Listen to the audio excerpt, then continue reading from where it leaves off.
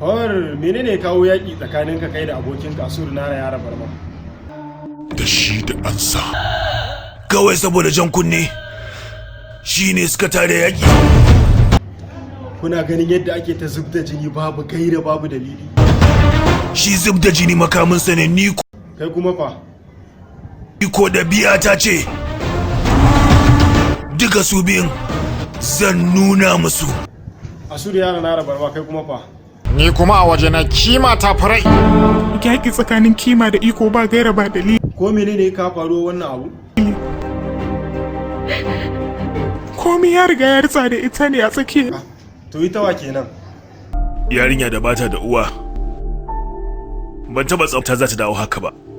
Kaddara ya maka iya. Abin da ya faru sharri ne kuma dole a dakatar da na gaba. Ya kamata a zo a yi sulhu sai ka kira shi a waya ku zo ku daidaita. Mahendra Varma ne zan zo na sa. Yauwa Fawar ya kamata ka mai tarba ta kirki yadda za a gane cewa komai ya wuce. Sake farmakasa zami.